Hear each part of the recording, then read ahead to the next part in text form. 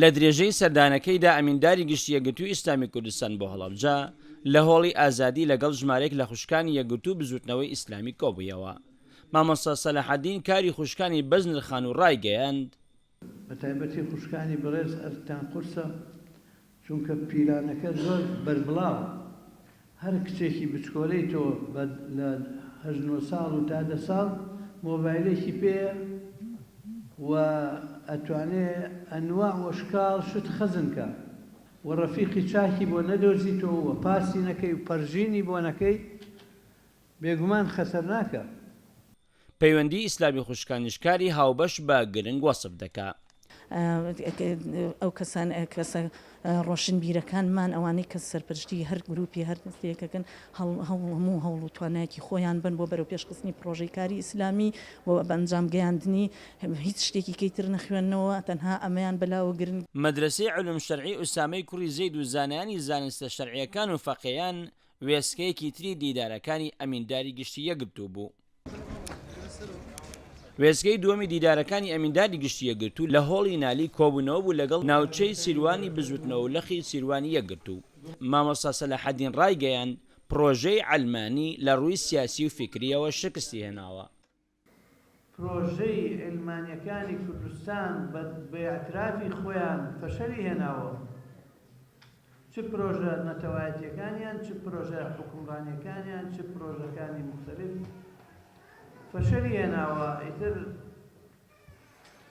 مەگەر بە کوتەکبازی وەیلا نازی ئەویان نییە بڵێ من کردم و تۆ نەتکردو و نایکەی.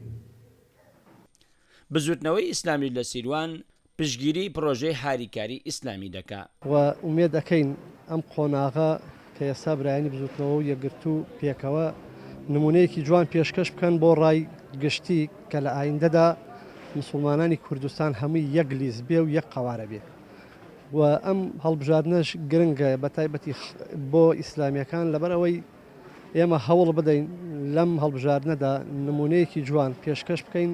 لەقی خورماڵی یەکگرتوو مەڵبەندی هەورامانی بزوتنەوەی ئیسلامیش بە پێکەوە بوون لە هۆڵی گوڵعنبەر بە دیدارەکەی ئەمیندار شاد بوون. لەگەڵ برایانی بەڕێزی مەڵبەندی هەشتی هەورامانی بزوتنەوەی ئیسلامی پێکەوە نیوەڕەخوانێکمان ساز کرد لە خزمەت جەنابی ئەمینداری گشتی و کۆڕ و کۆبوونەوەیەکی جەماوە گەورە و فراوان بە حوزوری ئەندامانی پێشمەرگە دێرینەکان و برایانی بەرتەمەن لە یەکگرتووی ئیسلامی کوردستان لە خزمەت یابووین کە ئینشاءڵڵا ئومێد دەکەین بەرهەموو نەتیجەیەکی زۆر باشی هەبێ و لە ئومێد و چاوەڕوانی خەڵکا بین ئینشاءڵڵا.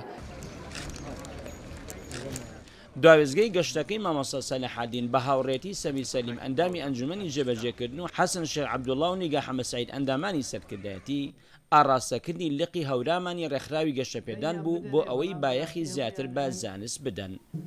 مانگایە ماوەکەمی کە ماوە لە خوێندن بە جددی و بە کۆشتێکی جوان